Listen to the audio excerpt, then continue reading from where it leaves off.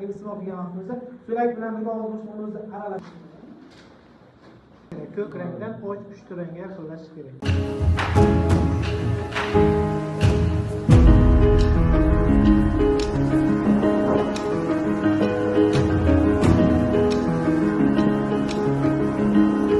Kraxmal eritmasini tayyorlab olamiz.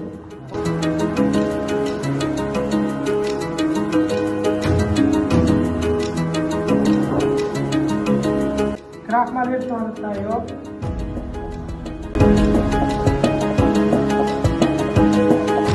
So'lak fermenti. Odamda, hayvonda ham ajraladigan so'lak fermentdan bizda amilasi bor. Ta'siri xuddi o'zida hayvon kraxmalni parchalab glyukozaga aylantirib beradi. Kraxmal eritmasini 2 ml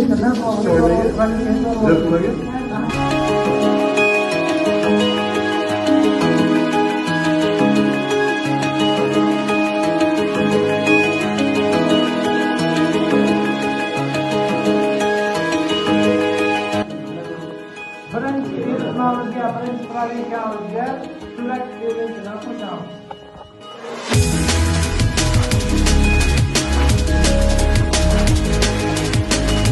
Ikkinchiga distilllangan suv qo'shamiz.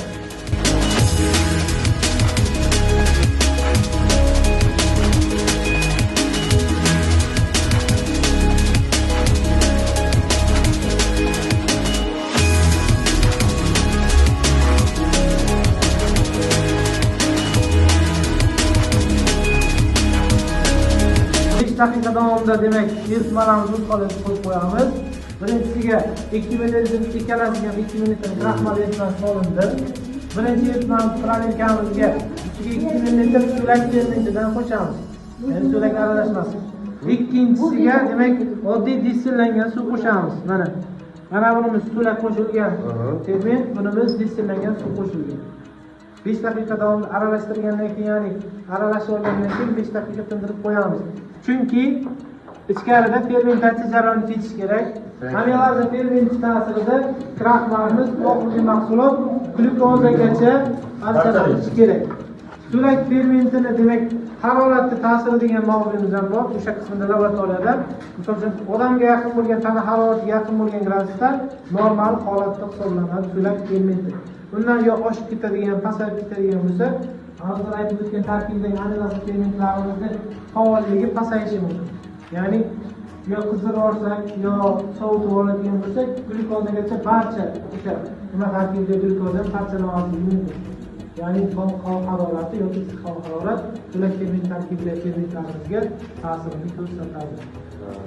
Biz yodda 1% da eritmasini biriga 10 ml 1% yod eritmasini tayyorlab qo'ydik. Bu yod eritmasi kimyo laboratoriyasida kraxmalda bor yoki yo'qligini aniqlab ko'rishni ishlatiladi. Ya'ni o'sha eritmalarga tomiziladi. Kraxmal bo'lgan eritmamiz rangi siyoh rangga kirishi kerak. Ya'ni ko'k rangga kirishi kerak. Bu kraxmalni eritmada borligini ko'rsatadigan sifat rangsi. Qancha tomiziladi? 1-2 tom.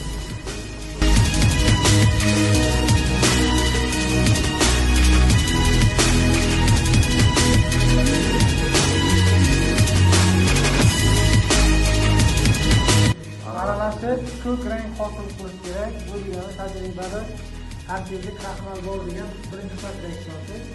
Ikkinchi so'lak solganimiz boshda ko'karib, keyin rangi ochiq turib o'tishi kerak. Chunki ochiq rang glyukoza borligini ko'rsatadi. Ko'k bo'lsa kraxmal bor.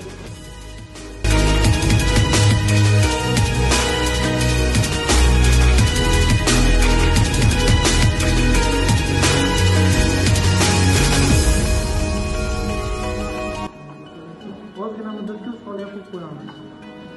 Jarayon ketishi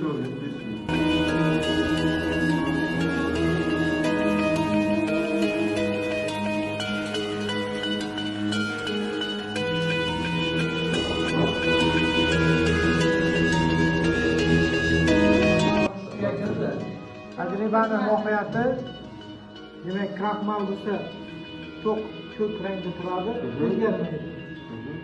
kraxmal parchalanib glyukozaga o'tgandan keyin och pushti rangga o'zgarishi kerak. Demak, mana bu boyaq kuydi-ku. demak, mana bu probirkamizda kraxmal, ichkaridan kraxmal so'lak ferment ta'siridagi amilazali shirokda parchalanib glyukozaga aylangan. Och pushti deganimiz, demak, buni tarkibida kraxmal miqdori kamaydi. Shuni hisobiga to'q ko'k rangga bo'yalmadi. Mana bu probirkada hech qanaqa demak parchalaydigan ferment yo'qligi hisobiga eritmani rangi o'zgarmasdan to'q ko'k rangda turaveradi. Chunki faqat kraxmal bor, plus bunga faqat suv qo'shganmiz. Ikkinchisiga so'lak qo'shganmiz. So'lak ta'sirida glyukozaga parchalanib, mana jarayonni sodir qilish kerak. Sifat reaksiyasi xuddi mana shunday bo'ladi. Gulpan qolgan yarmini ham chaqirsak, shu jarayonni ham tushuntirib beradi. Bo'lgan. Yaxshi hal bo'lgan bo'laga. Tajriba tushunarli bo'ldimi? Ayni charchaq.